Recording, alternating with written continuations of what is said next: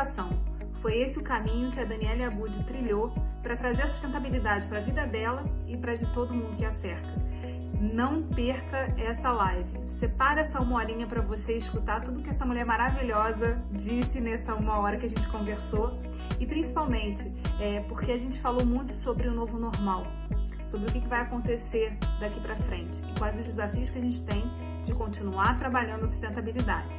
Assim como a Kathleen, que sente assim muito tesão de ver uma porta fechada e querer abrir, a Dani disse que o desafio dela é transformar. E é sobre isso que a gente conversou.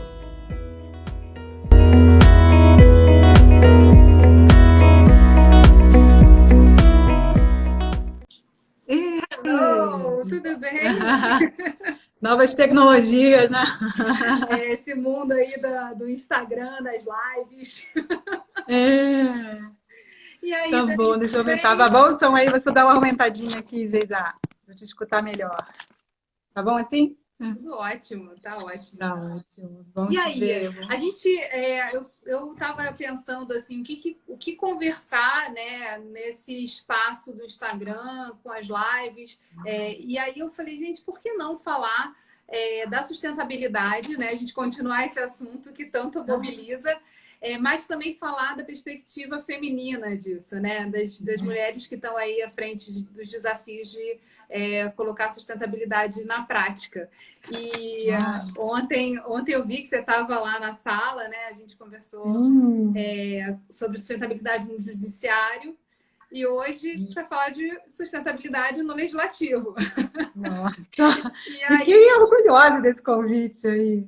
E a ideia, Dani, é você falar um pouquinho da tua trajetória, né? E como é que a sustentabilidade entrou na tua vida e de que maneira você percebeu assim esse espaço no Senado para trabalhar esse tema?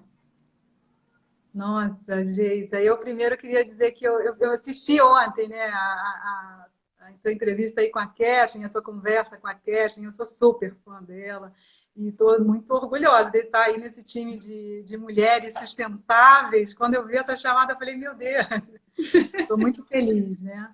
E dizer como é que a sustentabilidade entrou na minha vida, Geisa, eu acho que acho que esse tema foi revelado aí com as minhas origens, né? Eu sou do Acre, então eu guardo a floresta dentro de mim.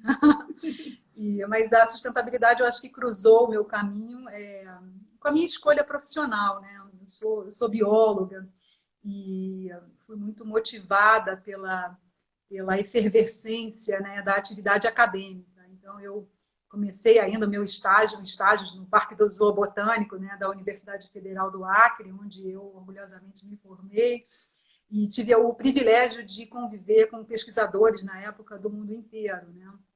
E isso me abriu os olhos para a questão ambiental. A gente trabalhava com desflorestamento na Amazônia, conheci o professor o Foster Brown, eram discussões muito intensas. Eu tive o privilégio de fazer um estágio na Exalc, na USP, em Piracicaba, né, com o professor Paulo Kageyama, Edson Furtado, fui levada para essas discussões e quando eu cheguei em Piracicaba, a gente ouvia falar muito de educação ambiental, o professor Marcos Sorrentino, então eu estava saindo da área da genética ali, que a gente tinha uma discussão e comecei a me envolver com a questão da educação ambiental. E logo que eu me formei, e esse momento no Parque Zoobotânico foi muito rico, né? A oportunidade de me formar com uma visão mais ampla, né, sobre as questões ambientais, vivendo um momento muito rico no meu estado.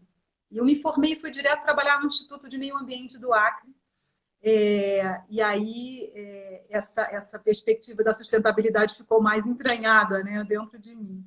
Eu trabalhei com a Agenda 21, a gente fazia o levantamento das ações no estado inteiro, das perspectivas dos municípios, né? Olha a relação com os municípios agora muito presente na minha vida, essa relação com os municípios da Agenda 21, um programa que a gente tinha de gestão ambiental integrada e zoneamento ecológico e econômico. Então, era um momento rico, né, da área ambiental e dessas discussões, e eu estava envolvida com essas frentes, né, de trabalho. dentro do núcleo de educação ambiental, que era o lugar onde eu trabalhava. Então, foi um período denso de aprendizagem, né? Com significativas conexões, assim, eu acho que entre a atividade acadêmica, que eu ainda estava, né, envolvida, e a minha atuação profissional. E isso, obviamente, eu acho que teve continuidade, né, com o trabalho que eu atualmente desenvolvo na área do legislativo. Porque eu Quando é acho que que você chegou em Brasília Nossa. e começou aí suas atividades no Senado? Eu trouxe. Eu estou aqui há 20 anos, né? Nossa, 20 anos. E pelo menos acho que uns 14, acho que eu estou nessa área do legislativo. Eu tive uma passagem pelo Jardim Botânico de Brasília. Trabalhei com formação de educadores ambientais, era uma atividade, eu fui coordenadora de educação ambiental, né, no Jardim durante 4 anos e depois fui para o Legislativo. E desde então estou envolvida. Eu passei numa parte acompanhando a pauta da Comissão de Meio Ambiente e depois fui para o Núcleo de Coordenação de Ações Socioambientais para trabalhar com o plano de logística sustentável e daí não saí mais, né? Da perspectiva dos planos. Para explicar para a galera, assim, esse plano, o plano de logística sustentável que a gente está falando aqui é um instrumento assim que o Poder Legislativo, na verdade, os órgãos públicos têm para poder colocar em prática e estabelecer metas, ações, o que vai ser feito, como vai ser feito e quem vai fazer. E, na verdade, é um instrumento interessantíssimo.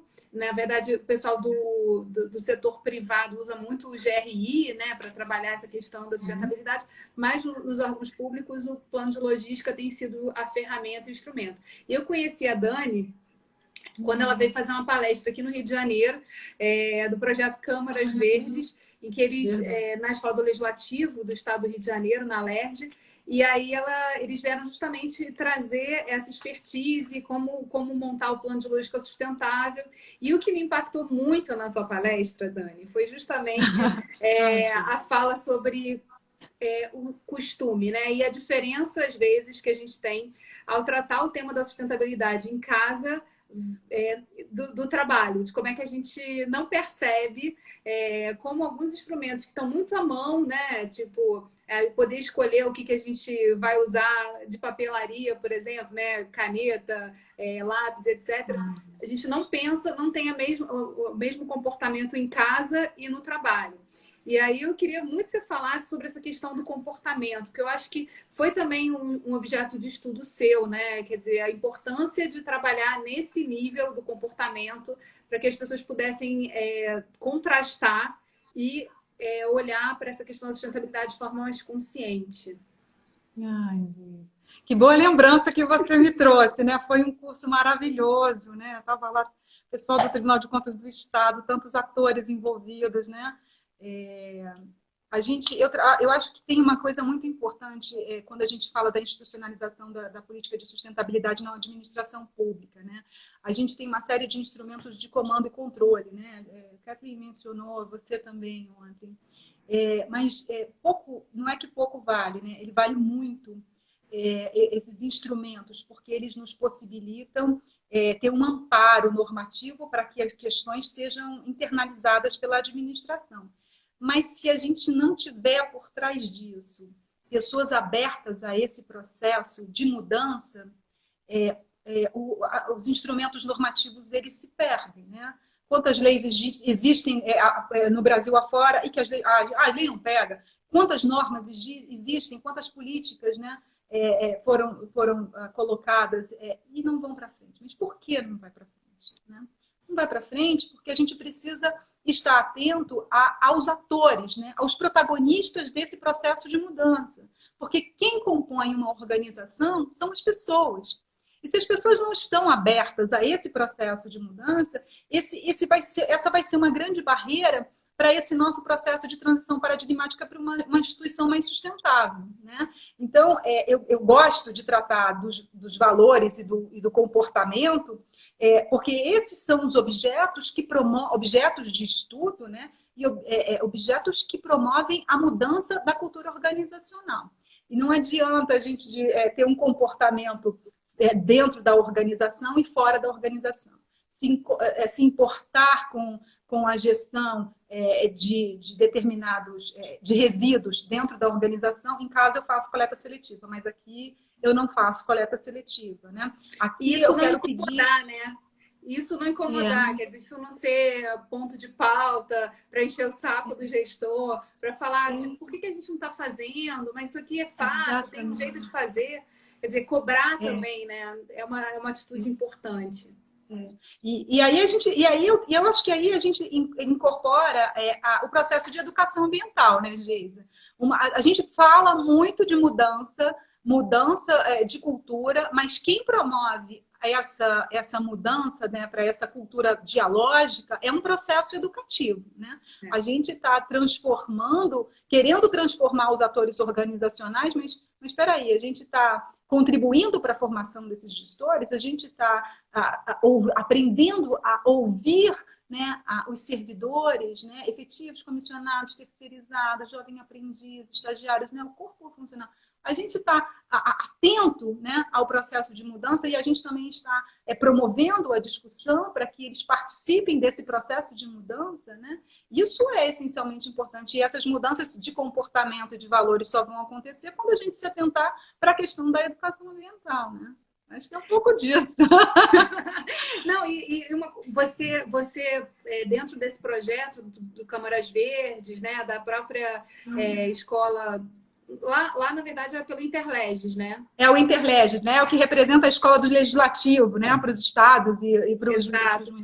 Por meio do Interleges, você na verdade, corre o Brasil, né? E continua trabalhando essa temática em várias câmaras municipais, assembleias legislativas. Queria que você falasse um pouquinho da tua percepção. A gente vem abordando esse tema no legislativo com mais constância agora, né? Quer dizer, mais recentemente, até pela iniciativa do Tribunal de Contas da União, do Senado Federal e da Câmara dos Deputados, de criar uma rede para, assim, meio que se inspirando muito no que a Kathleen faz no judiciário, né? Mas puxando o assunto para a gente. Eu queria que você falasse um pouquinho da tua percepção de quais são as especificidades do legislativo e os desafios que você encontra quando está em contato com as câmaras municipais e com as assembleias, né? Quando você corre pelo país. O que você vê de contraste também com a própria realidade do Senado?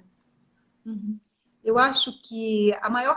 Não é uma dificuldade, né? Eu acho que é uma deficiência das câmaras municipais reconhecerem o trabalho que fazem na Câmara Municipal ou na Assembleia. Eu acho que a gente tem uma dificuldade em trabalhar com indicadores de sustentabilidade, né? Eu acho que a gente precisa de atores e de gestores, né, que tenham um conhecimento mais híbrido, né? Às vezes a gente precisa pensar fora da caixa, né? O que o Leff fala, né? Henrique Leff diz, vamos pensar fora da caixa. Então, às vezes os servidores eles estão muito acostumados a trabalharem aquela rotina administrativa e trazem um pouco olhar, né, sobre as questões ambientais, que para dentro da administração é uma questão inovadora, né? A gente sabe que trabalhar com sustentabilidade é inovação, embora a gente já trabalhe com isso há muito tempo, a sustentabilidade na administração é uma inovação. Então a gente precisa, eu acho que a nossa dificuldade está ali em ter gestores, né, com esse olhar, né, mais múltiplo, gestores que sejam capazes de reconhecer que aquilo que ele já faz já integra uma política de responsabilidade socioambiental, né? Eles têm ações compartilhando. Eu tive agora, né, eu tive a oportunidade de fazer só um Câmaras Verdes esse ano, e foi no interior do Espírito Santo, e o município ele já tinha impressoras compartilhadas. Olha o exemplo, eu chego no TCU, tem um corredor com impressoras compartilhadas, e eles já tinham impressoras compartilhadas, eles já não comiam mais copos, tinham missão do consumo de energia fotovoltaica, enfim, uma série de ações que não estavam organizadas dentro de um plano de logística sustentável, né, que é o que ilustra essa organização de ações em torno da sustentabilidade. Então, eu acho que a dificuldade está em contribuir com a formação de gestores mais atentos ao conhecimento, atualizados com a legislação, né? A gente está aí com a nova lei do pregão, a gente está aí, a gente fala da nova redação do artigo 3º da 8666, às vezes, como assim? A gente pode fazer licitação com critério de sustentabilidade? O TCU não vai me punir por isso? Não, é possível fazer. Em breve é capaz que ele comece a punir porque não faz, né? Não está fazendo. Então, eu acho que é uma construção gradativa, né? Mas ela já está acontecendo. É claro que a gente tem o legislativo é diferente do judiciário, a gente tem as nossas especificidades, câmaras pequenas, câmaras de pequeno, de médio, de grande porte, câmaras com uma infraestrutura grande, e essa é a nossa realidade do Brasil, né, Geisa? A diferença do legislativo está nessas especificidades de tamanhos, né? E de capacitação, da necessidade de capacitação de corpo funcional nessas dificuldades, mas eu acho que a gente tem levado informação na medida do possível, contribuído. O papel da rede é excelente, né? Porque a gente compartilha de forma despartidarizada, né, as nossas ações. São ações e práticas sustentáveis, a gente contribui com a formação de gestores para que eles possam, acho que, ampliar esse leque de argumentação para usar a sustentabilidade dentro da gestão pública, né? Eu acho que é por aí. E tem uma coisa interessante, né, que também é a questão do processo dialógico. Como é o diálogo que faz com que as coisas avancem no legislativo. Não adianta você chegar e dizer, porque tem a lei. Ok, a gente faz a lei.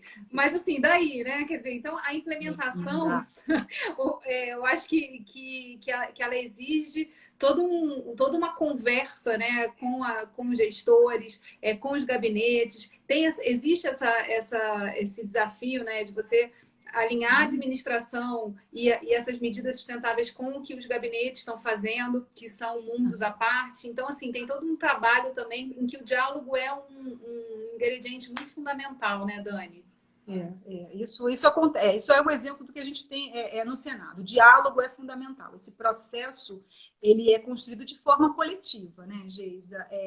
A gente tem eu falo que a gente trabalha o plano de logística sustentável, constrói e monitora um plano de gestão para um município de pequeno porte, né? Porque pelo tamanho da estrutura que a gente tem no Senado, a gente tem as secretarias de infraestrutura, eu tenho uma parte de saúde, enfim, eu tenho uma secretaria-geral da mesa, a parte dos gabinetes, eu tenho uma área administrativa.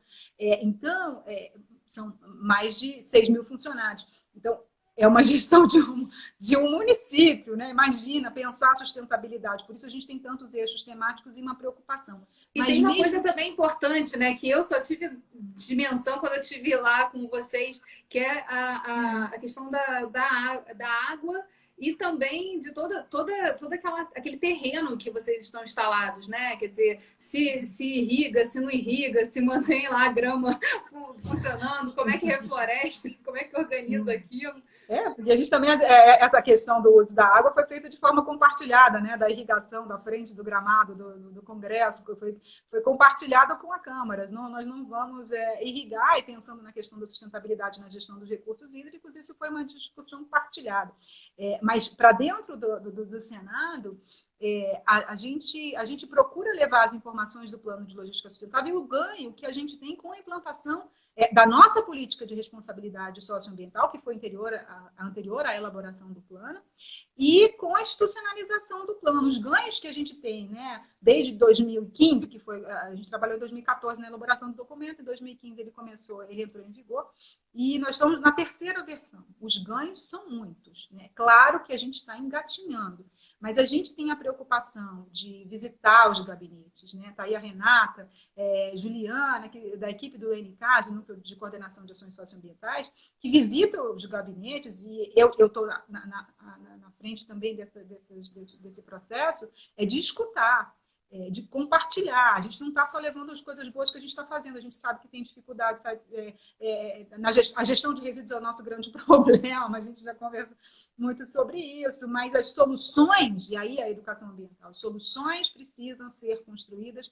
de forma compartilhada. A gente tem a possibilidade de ouvir os servidores, né? A nossa diretora Ilana, ela tem um programa bacana que é o Manhã de Ideias. Eu acho que essa possibilidade de ouvir né? As pessoas trazem essa relação de pertencimento para a organização, né? A sua ideia pode contribuir para a melhoria da gestão. A gente incentiva, aí não só as ações da Liga, não só as nossas ações do núcleo, mas eu falo do Senado, assim, me permito falar, porque são coisas boas, as iniciativas da Liga do Bem, que, né, a gente está vivendo, as atividades do próprio núcleo, como o Desengaveta, que a Ju coordena, que é lindo, que é o carrinho que passa no final da legislatura recolhendo material para a próxima legislatura. Enfim, são um conjunto de ações interessantes, mas elas são feitas de forma integrada, ouvindo as áreas, consensuadas com as secretarias, porque o núcleo só monitora isso, né? Essa iniciativa, né, de passar recolhendo materiais é muito interessante também. E uma coisa que eu vejo pouco acontecer, ser repetida, né? Quando você... acho que tem o mesmo desafio, por exemplo, das universidades americanas, em que os alunos moram, né, no campus, e que quando saem, eles têm que se desfazer dos móveis e dos livros e de um monte de coisa, quer dizer, para uma nova vida. Quando a gente fala do mundo do legislativo, né, do Senado, da Câmara, os mandatos, eles acontecem, a pessoa pode ser reeleita ou não, e aí quando ela sai, ela se deslocou para a capital, e tem coisas que não necessariamente ela querer levar de volta. Então, assim, também trabalhar nessa perspectiva é interessante, né? Como é que funciona lá?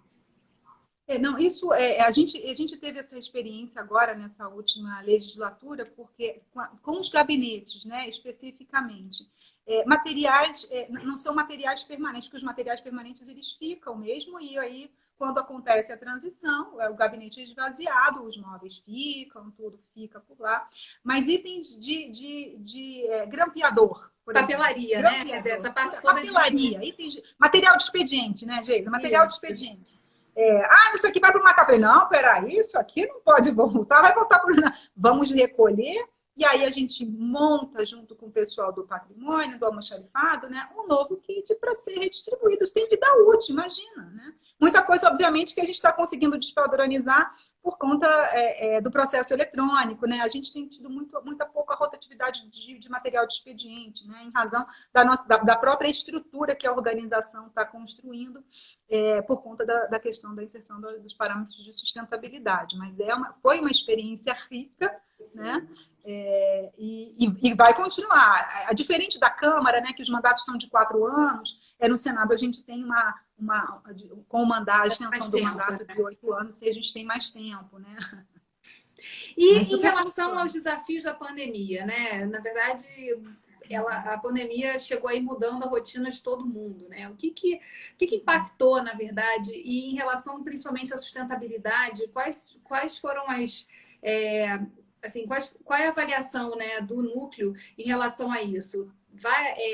Muda também, as pessoas vão chegar diferentes, né? Quer dizer, elas vão retornar às atividades aos poucos e de forma diferente. Mas muita coisa aí também se economizou, né? Não se utilizou de recursos durante esse período. Como é que você avalia, como é que você vê esse momento, assim? De parar, em geral, que todo mundo parou para pensar. Paramos para pensar, né? Nós paramos para pensar juntas, né, gente? Porque desde março que a gente está conversando e ele pensando o que a gente está fazendo. A gente está assim, o que tem pra gente, o que a gente pode ajudar a empurrar agora com isso? Eu escrevi um livro, um artigo, umas coisas. Eu falei, meu Deus, a gente brinca, né? Mas é claro que esse é um momento, eu gosto disso, a gente está ressignificando a nossa vida. E a gente vai ressignificar os nossos processos de trabalho. Já estamos ressignificando. Descobrimos que a tecnologia não vai ficar lá no cantinho. Ela vai fazer parte da nossa vida por muito tempo, né? Esses processos aí, quem tem uma certa dificuldade vai aprender a lidar aí com a questão das novas tecnologias, né? E eu acho que essa ressignificação... Agora tem essa coisa que é pessoal, né? Vou falar para mim, depois eu compartilho a experiência que a gente está tendo no núcleo. Nós somos, eu acho que eu tive a possibilidade de estar mais perto, a gente vive muito no trabalho, né, Geisa? Eu entro no Senado, às vezes eu perco a hora quando eu olho, meu Deus do céu, então ficar menina na escola. Agora não, porque estão tudo na universidade, já está mais fácil. Entraram na universidade, está mais fácil. mas a gente o trabalho vai ocupando uma parte da sua vida impressionante, né? E é uma imersão muito grande, até porque é uma imersão no amor, nas coisas que a gente gosta de fazer. Então, eu não vejo, um trabalho, uma coisa sofrida, muito pelo contrário. Então, eu aprendi a ter tempo para mim, né? Dar qualidade ao meu tempo, né? Agregar coisas. É o tempo da meditação, eu faço meditação, eu acho que eu já fazia, né? Mas às vezes fazia com menos frequência. Na quinta-feira à noite eu ia para o Vipassana fazer a minha meditação, tu estava ótimo. Falei, não. Agora eu estou estabelecendo os tempos certos, né? Às vezes eu fico mais tempo, até à noite, na hora do trabalho, e isso possibilitou essa reorganização e esse olhar para mim, né? Olhar para mim. E o que mudou na casa? Assim, você está falando de um ponto muito fundamental, né? Quer dizer, quando a gente quando a gente foi obrigado a parar nesse momento, muita coisa voltou, né? Tipo, no sentido de, por exemplo, filho, né? Filho em casa o tempo todo, né? E a gente tendo que equilibrar os pratinhos, mas foi um tempo, tá sendo um tempo tão rico, assim, né? De proximidade. Eu acho que eu nunca, desde que o Martim nasceu, ele tem 9 anos, acho que eu nunca fiquei tanto tempo e tá lindo, hein? Encontrando com meu filho, porque a gente sai de manhã cedo, volta tarde, enfim, tá sempre super assoberbada, etc. E essa coisa de poder acordar, dormir, olhar, almoçar junto, conversar, isso muda tanto, né? Quer dizer, é tão impactante, assim, o quanto isso cria um contraste em relação ao que é qualidade de convivência, né? Ele hoje estava assistindo um desenho e aí ele, mamãe, olha que cena triste. Aí eu olhei assim, era uma personagem que era uma atriz, e ela, em determinado momento do desenho, fala assim: ai, eu sou uma ótima atriz, mas eu sou uma péssima mãe, porque eu não tenho tempo de ficar com meu filho. Oh, meu Deus! Coisa! Aí eu, assim, e ele estava comovido com isso. Não, e ele comentou na aula online com a professora, sabe? Tipo, olha, no filme que eu vi, aconteceu isso, etc. Eu falei, gente, que coisa doida é essa. Doida, né? Porque não chega... Você tem produzido coisas lindas com ele, tá? Ele tá aí fazendo vídeo no YouTube, que eu também já vi. Você também tem feito coisas. Isso é muito, né? Que privilégio, Geisa. Que inspiração você é para ele, porque ele está militando na área ambiental. Você vê? O vídeo está maravilhoso. Eu curti, eu fui lá. Eu tenho meus filhos são adolescentes, jovens, né? Já tem Lucas e Maria, são adultos já. Mas eles é uma relação inversa, Geisa, agora. Eles cuidam de mim. Mãe, você já comeu? Mãe, vai tomar café? Mãe, ontem à noite eu fui dormir, ela falou, mãe, eu vou cobrir você. Eu falei, ai, que amor. Você vai reconhecendo nele os valores que você passou durante a vida, né? Essa relação de cuidado que eles têm comigo é enorme, né, Geisa? E eu estou num momento feliz, né? Assim, dessa convivência. Somos só nós três, eu e eles, Lucas e Malu. Mas é claro que tem hora que parece que nós estamos em universos paralelos, né? Eu falo, cada um está num mundo. aquele fone, aquele negócio. Mas é que eles saem, a gente conversa, a gente dá risada, um anima o outro, e isso fortaleceu, né, a nossa relação de convivência, né? E a gente não vive mais, a gente nunca iria viver um sem o outro, o que é péssimo, porque daqui a pouco eles estão no mundo de novo, né? O novo normal também vai trazer uma nova rotina para a nossa vida, mas com laços mais fortalecidos, né? Eu tenho certeza disso. Eu também sou uma mãe diferente, eu acho que eles se revelaram, né?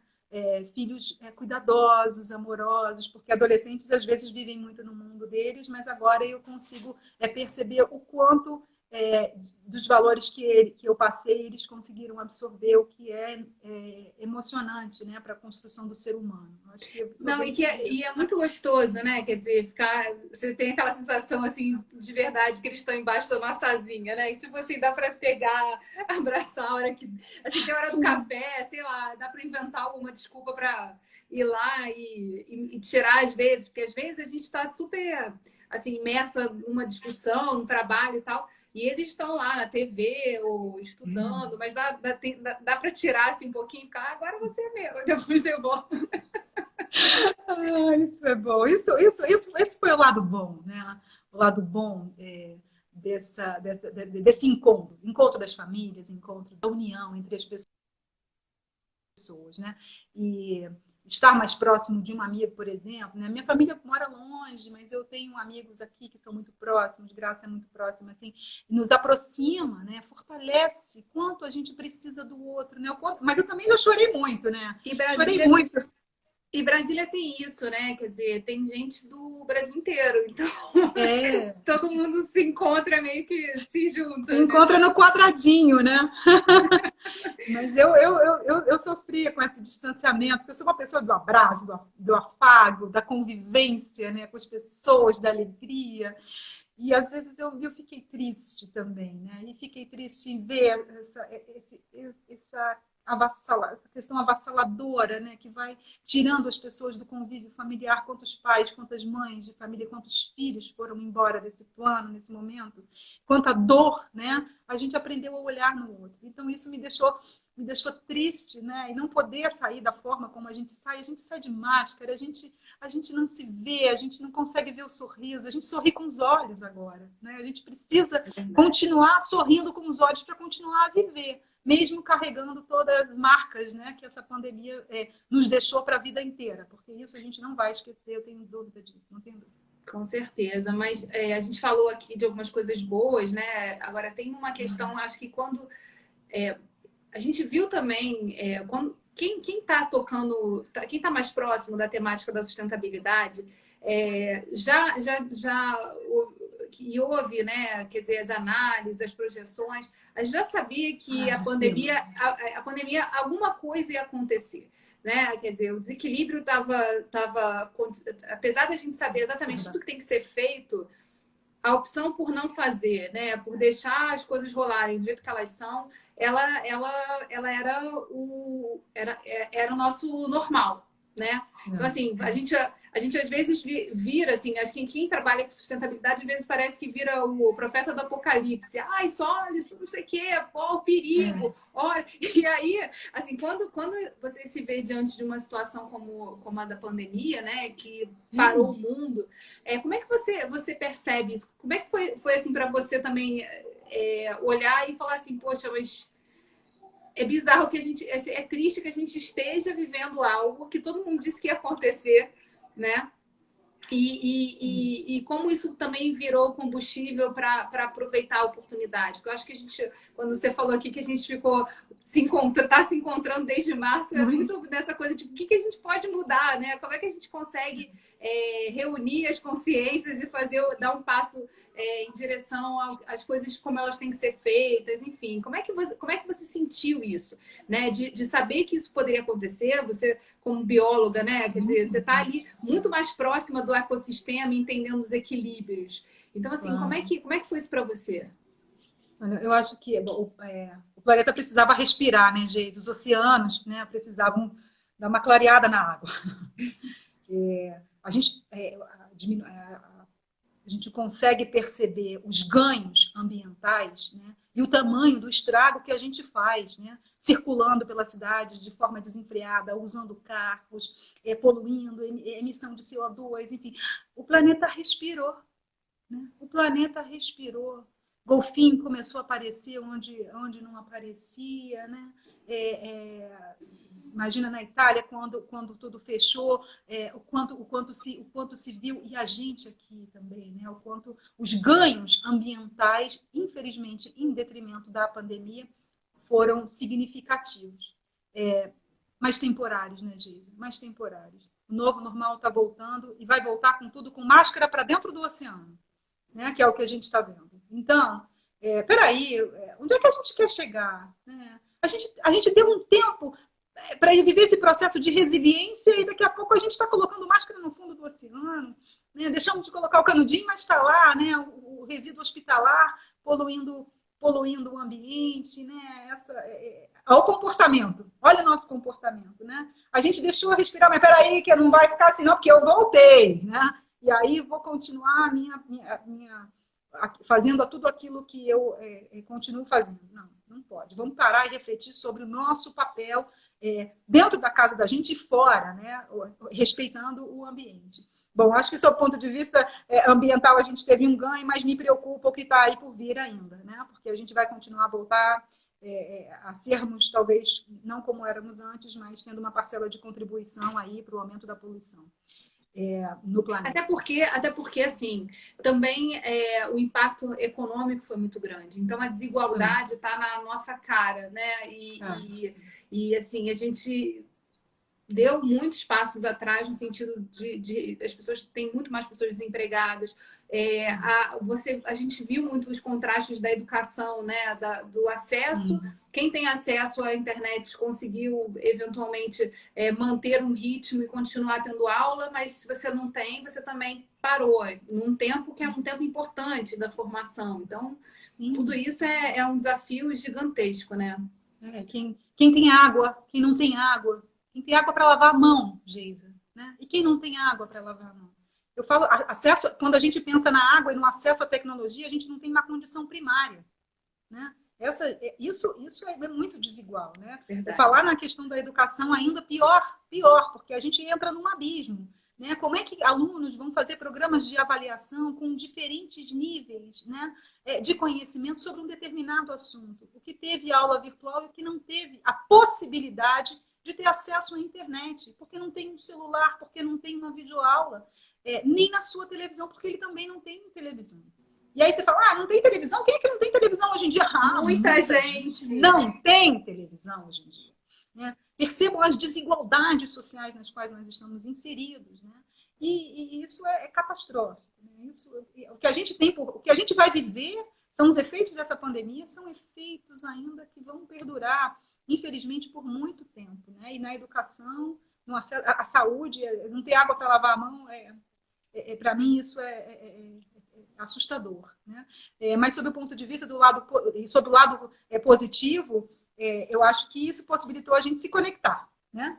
A gente está conectado, sonhando, se organizando, o que nós fizemos, né? O impacto do nosso trabalho agora pela rede, né? Com o que você desenvolveu, né? Pelo Fórum de Responsabilidade, Fórum de Desenvolvimento, né, Geisa, que você Fórum de Desenvolvimento Estratégico. O Fórum de Desenvolvimento Estratégico lá da LERJ. Então, assim, isso a gente conseguiu agregar especialistas, né? Que talvez a gente tivesse mais dificuldade em organizar tantas pessoas, organizar a última live que nós fizemos com a discussão no âmbito do poder federal, o estadual e o municipal. Aquilo foi rico demais, né? Unir pessoas espalhadas no Brasil inteiro para discutir a questão da sustentabilidade e compartilhar as suas práticas, esse é o ponto de vista, esse é o lado positivo, né? Que agrega a sonhar a sustentabilidade e a mudança cultural que a gente tanto sonha, tanto almeja, né? Para a gestão pública. Verdade. E eu acho que, assim, é muito interessante que a gente esteja vivendo tantos problemas e questões tão complexas, né, no nosso universo, mas ao mesmo tempo ainda sobre lá uma forcinha para, tipo, tentar falar assim, não, tem jeito, né? A gente pode sim juntar as pessoas e dizer, olha, dá para fazer e dá para fazer dessa maneira. Ouvir, porque assim, você citou esse último encontro, né, da Rede Legislativa Sustentável, e foi muito legal, assim, porque você via o quanto as pessoas também estavam circulando, buscando alternativas e soluções para as suas câmaras municipais, né? E compartilhando. Estava assim, tô fazendo aqui um programa, um aplicativo, mas que depois eu vou deixar em código aberto, né? E eu acho que é isso que a gente quer com o trabalho da rede do Legislativo, é estabelecer pontes, né? Estabelecer pontes, né? Porque a sustentabilidade, ela exige novas formas de governança, ela exige uma nova forma de gerir todos esses aspectos, mas ela está alicerçada no compartilhamento de experiências, boas e ruins, porque as ruins, ontem que a gente falou das experiências ruins, a gente conta porque serve de exemplo para o outro, porque, olha, não vai por esse caminho, eu já achei a solução, né? Não precisa bater a cabeça nessa ação porque a gente está desenvolvendo outras coisas. A gente conseguiu estabelecer pontes, né? E compartilhar as iniciativas. A gente desenvolveu, Karen Kasmaier e eu, né, o Iniciativas de Sustentabilidade, fazer a propaganda do ISAP, o Iniciativas de Sustentabilidade para a Administração Pública, que é um conjunto, né, de 355 ações que foram categorizadas, né?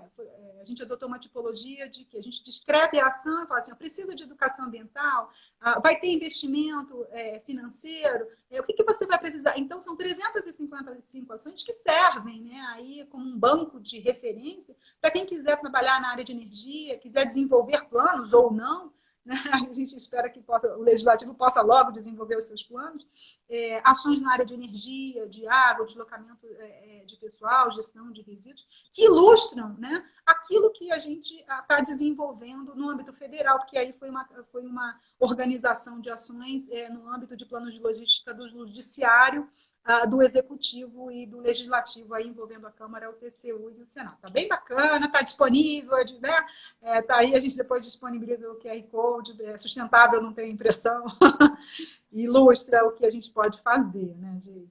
Pois né? Eu acho que tem todo um desafio aí que eu vejo muito você exercitar, né, junto com a rede, ajudando, contribuindo nessa discussão, que é esse de gerar referência, né? Quer dizer, tentar consolidar as ações e mostrar assim, que o que está sendo feito já é muito importante. Dá para dar passos muito mais largos quando a gente já conhece quais são os percalços, né? Quando a gente se conecta com os demais para poder avançar e não fica só fechadinho na sua concha falando, oh meu Deus, como é difícil aí fora, né? Quer dizer, e tem jeito de assim, e tem instrumentos hoje que ajudam também a dar esse impulso, né? Eu acho que tem aí um desafio imenso pela frente de fazer as pessoas conhecerem, né? Conhecerem e poderem compartilhar dessas experiências. Aí entra o processo de formação, né, Geisa? O benchmark, né, com as outras organizações. Se eu quero fazer, se eu estou atuando na área ambiental dentro da minha instituição, como é que eu posso começar um plano de sustentável? Como é que eu posso organizar um programa? Posso instituir uma política de responsabilidade socioambiental? É olhar para o lado, né? Olhar para o lado. Tem alguma secretaria que está fazendo? Tem alguém do Legislativo que já está desenvolvendo? Eu preciso de formação? Preciso de formação. Acho que é importante a gente estar sempre atuando, tendo aí a hibridização do conhecimento, como fala o professor Jacobi. A gente precisa olhar de forma diferente, né? Então, tem um curso de formação, que é o curso de Plano de Logística Sustentável, que está disponível na plataforma do ISC, né, que é o Instituto César Delo Correia do TCU, e que pode contribuir com a formação. Não tem só esse, tem aí um combo, né, de sustentabilidade, que o professor Lúcio colocou, o do Eliezer de compras e contratações, tem outros, tem manuais, né, o manual da AGU, que é maravilhoso, que a Tereza querida, né, sempre menciona, tem muita coisa. Eu acho que a gente precisa dar um passo, precisa ter motivação para fazer. A gente tem que ter proatividade. Se chamar, a gente vem com a sacolinha, né, com a mochilinha, assim, ó, tem isso aqui, tem isso aqui. Espera aí que eu te ajudo, me chama que eu vou. Olha, né, e não me diz não, porque ontem Kathleen falou assim, o que me dá tesão é quando alguém me diz um não, porque aí eu vou lá e faço. Eu vou dizer para ela que eu também tenho muito tesão e disse o não, eu vou lá fazer também, né? Acho que a gente quer propor mudança, né, nesses processos aí de trabalho que a gente vive, né? Eu acho que é interessante, acho que a gente eu quero, quando eu falo meu tesão no trabalho, eu falei, puxa vida, o tesão da Kathleen é dizer não, o meu acho que é agregar os contrários, né? Se alguém tem algum pensamento diferente, olha, o cara gosta da manga, ele vende a manga, gosta da manga porque ele vende aquela manga e ele ganha dinheiro com ela. E o outro gosta da manga porque a mangueira tem um valor afetivo porque era do avô dele. Tudo bem, vamos preservar a manga, não tem problema. Vamos deixar a mangueira lá florescer. para quem vende, para quem gosta, né? E traz as memórias afetivas, eu acho que a gente precisa aprender a persuadir para o bem, né? Transformar para melhorar as questões ambientais. Eu acho que esse é o nosso papel aí. O que você está dizendo, né, é usar a linguagem para chegar no coração, né? E achar qual é o elemento ali que permite dar espaço em direção aos iguais, né? Porque assim, a gente vive hoje também, a gente falou muito aqui de contraste, né? Hoje as pessoas são taxadas, rotuladas e colocadas. Essa aqui é minha, essa aqui não é. E como se fossem opostos. E o caminho, né, que se busca quando a gente fala de sustentabilidade e o desafio é justamente unir as pessoas, porque o planeta contraditórios, né? Contraditórios. Se você, porque a gente fica sempre com a bandeira de que eu só vou me agregar com quem já é sustentável. Não, muito pelo contrário, porque se a gente já é sustentável, a gente já tem o nosso time do lado de cá, vamos pegar quem não está no nosso time. Esse é o nosso desafio, né? É converter, não é conversão, não, mas é preservar, né? É ensinar, é compartilhar, é buscar soluções coletivas, né? Trazer essas pessoas que pensam diferente para agregar ao nosso discurso. Mas espera aí, a gente está tratando, não é do meu bem, não é do seu bem, é de um bem coletivo, né? É isso que a gente está tratando. Você não gosta daquele, você não discute a questão ambiental, gente. Você é super militante, né? Eu me inspiro no desenvolvimento do seu trabalho, né? A gente não faz isso para a gente, né? Para um orgulho. Não, eu sou sustentável. Muito pelo contrário. A gente faz isso para mobilizar as pessoas por um bem muito maior, né? Que é o ambiente, o meio ambiente, mas é também a possibilidade de ter qualidade de vida, né? De ter lugares melhores para todos nós, para os nossos filhos e ainda para quem está por vir, né? E na tua percepção, assim, sobre desafio, a gente falou aqui que esse novo normal ele pode ser, assim, esse momento de pandemia gerou alguns abalos, mas a gente tem um perigo muito grande nesse novo normal, assim, esse humano demasiadamente humano voltar com força e para esse embate com a natureza, né? Não entendendo que a gente teve um tempo aí para poder pensar e refletir e colocar as coisas em outros patamares. Qual o teu assim, o que você acha que vai ser o grande desafio, assim, né? E aí puxando isso para a instituição, trabalhar isso institucionalmente, qual vai ser a tua, assim, você fica olhando e fala assim, tem que me preparar para isso? Eu acho que a gente tem que estar sempre preparado para convencer as pessoas, Geisa. A nossa relação de convencimento, educar, convencer não, educar as pessoas, né? Eu bato na tecla da educação ambiental. A mudança, né, esse processo de transição paradigmática para a instituição sustentável, ela vem com a educação ambiental. O nosso desafio ontem, hoje e amanhã será educar as pessoas, né? Não vejo outra. Eu vou voltar. A gente está aí organizando o programa de educação ambiental do Senado, né? Então, acho que esse é o nosso desafio, que está no plano de logística sustentável. Então, a gente tem dentro do Senado um espaço que é o viveiro, e é uma agrofloresta no meio do espaço urbano, né? As pessoas, os servidores têm a oportunidade de vivenciar atividades, né, que são tão lindas, partilhadas ali pelo Érico, enfim, pela equipe, né, pela Bárbara, pela Silene, que conduzem um trabalho. A gente vai poder sensibilizar cada vez mais e envolver as pessoas, né, no contato com a natureza, tendo a oportunidade de estar no Senado e estar ali. Eu vou aqui no Viveiro porque eu posso vivenciar, né, e partilhar de uma experiência que vai contribuir para a melhoria de vida das pessoas, né? Ontem você disse assim, você falou, um eixo, a qualidade de vida para mim é sempre um eixo, uma incógnita dentro do PLS. Você disse não, porque assim, a qualidade de vida no ambiente de trabalho, eu acho que assim, é uma das primeiras preocupações, né? Quer dizer, a gente fica muito tempo no trabalho e aí tem que ser bom, é o mínimo, né? Que você faz, mas tem que ser prazeroso. Exato, mas aí assim, você o tempo todo está lidando com tanto não, com tanto desafio, tipo assim, de não ter a cadeira como deveria ser, a mesa, que já, assim, que tem... O ideal e o real, né, Geisa? O ideal e o real, né? E aí, assim, como é que você faz isso, né? Como é que você chega assim, para as pessoas e motiva elas e fala, não, vamos trabalhar a qualidade de vida no meio de trabalho, né? Você já sabe que você vai ouvir, que o feedback vai ser péssimo, assim, tipo, mas se não tem isso, se não tem aquilo, se não tem aquilo outro.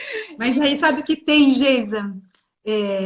Existem as pessoas, né? As relações interpessoais no ambiente de trabalho. Elas são é aquilo que nos motiva. Eu posso não ter a minha cadeira, eu posso não ter o meu teclado, não pode, meu mouse, não tem meu pad mouse, não tem aquele negócio, aquela bolinha, não tô. Mas eu tenho pessoas que no âmbito da minha convivência contribuem para a minha qualidade de vida, que me escutam, que trocam, que me ajudam a ser melhor, né? Eu acho que a gente tem que pensar a qualidade de vida a partir também das relações pessoais. É muito prazeroso. O principal elemento. Adoro o trabalho, adoro as pessoas, a convivência. Eu sinto, tá aí, eu sinto falta. A gente se encontra aqui no Teams, né, que é a plataforma que a gente está usando, e eu fico ali olhando e dá vontade de estar perto, né, de compartilhar, né. Mas eu tenho um desafio aqui. Você falou do desafio, a gente tem tempo? Temos 8 minutos? Vamos fechar rapidinho. A Lourdes, quando a gente se encontrou na última live, a Lourdes do Tribunal de Contas do Estado, aí do Rio, ela trouxe, de forma muito breve, uma reflexão sobre a Carta da Terra. E eu me lembrei que eu usava tanto isso na graduação com os meus alunos, eu parei e falei, nossa, olha o tempo, eu vou revisitar a Carta da Terra. E se você me permite, olha, eu trouxe um pequeno pedacinho, Geisa.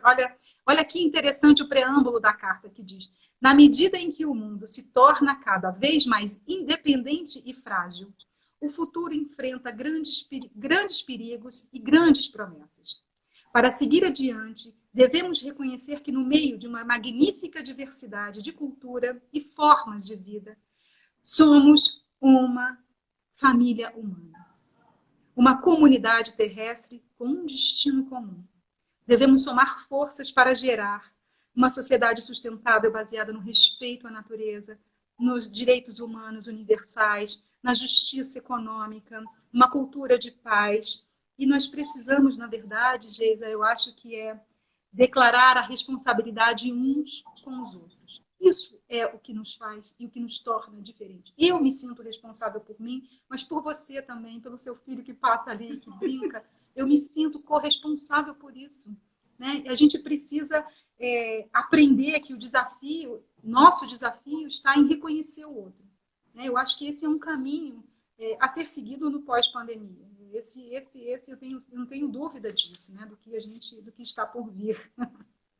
Essa aí, olha o que Lourdes fez comigo, né?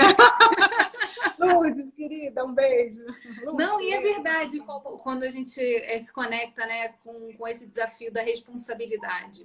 Eu acho que isso tá muito ligado a forma como a gente percebe o mundo, né? Quer dizer, o quanto a gente é capaz de gerar, de fazer crescer, de nutrir, de fazer avançar, né? E aí, assim, enquanto a gente também não pode, no trabalho, na instituição, onde a gente está trabalhando e passando uma parte muito grande do tempo, né? Que a gente percebeu agora, assim, com muito vigor, não se responsabilizar pelo que está acontecendo, né? Quer dizer, não deixar olhar e falar assim, isso não me importa, não tem problema, daqui a pouco eu estou indo embora, então, né, não dá para ser, para ter essa atitude, né? Eu acho que o que eu percebi, né, na primeira interação que a gente teve lá 2 anos atrás, foi justamente esse acordar, esse ritmo que você, na tua fala, impõe para chamar atenção mesmo. Assim, olha, não dá para a gente passar batido, né? Não dá para a gente ter 2 atitudes, não dá para a gente ser quando chega em casa e quando está no trabalho olhar porque é público, né? Porque é de todo mundo. Que público virou supermercado, né? Porque às vezes a gente acha que é público, né? Não, ética aí, a Tereza Vilar, olha a ética, né? Na gestão pública. É público, eu posso. Não pode. Né? É esse olhar do que é público é nosso. Né? é nosso, é público, é nosso, é dinheiro público. Preciso dar transparência, né? Eu falo sempre de que a gente precisa de elementos básicos para a gestão pública, ética e transparência. Sejamos mais éticos e mais transparentes, porque nós estamos ali participando de um processo de gestão de recurso público, que é meu, que é seu, que é nosso, né? Então, se a gente não tem uma atuação assim, onde a gente vai chegar? Né? Parece, sim, vai ter que falar, não, tá lá, tá. Legalidade, pessoalidade, moralidade, né? Não, tem gente cuidando da casa, né? Eu acho que acho que é legal falar disso, né? Quer dizer, a gente está cuidando, de certa forma, quando puxa para essa responsabilidade de falar da sustentabilidade, assim, é para cuidar um pouquinho da casa, né? Da nossa casa, do nosso espírito e da nossa da contribuição que a gente pode dar ali no nosso cantinho. No nosso... não tenha dúvida, Geis. Eu acho que no núcleo a gente tem feito isso, né? É um compromisso, é uma dedicação, não é só minha, eu tenho que partilhar isso com a equipe que eu trabalho, né? A Karen Casmares, coordenadora, não posso nem falar o nome de ninguém, porque vai, né, Humberto, que chegou agora, né? Carmen, que está aqui. A Renata, Carmencita, querida. Dona. Enfim, tem tanta gente. A gente tem feito o dever de casa, né? Nós estamos atuando para um legislativo federal, Benjamin, Patrícia, nós estamos atuando nos nossos núcleos, você... para um legislativo mais sustentável, não tenho dúvida. É claro que a gente está ainda engatinhando, né? Mas a gente já tem um caminho longo para seguir, mas a gente já começou. É aquela charge que você falou, a gente já começou a se reunir, né? Somos muitos. Maravilhoso. E a gente já começou a se reunir. A gente já está no finalzinho, Dani. Você trouxe tanta coisa bacana aqui para compartilhar. Adorei estar aqui com você.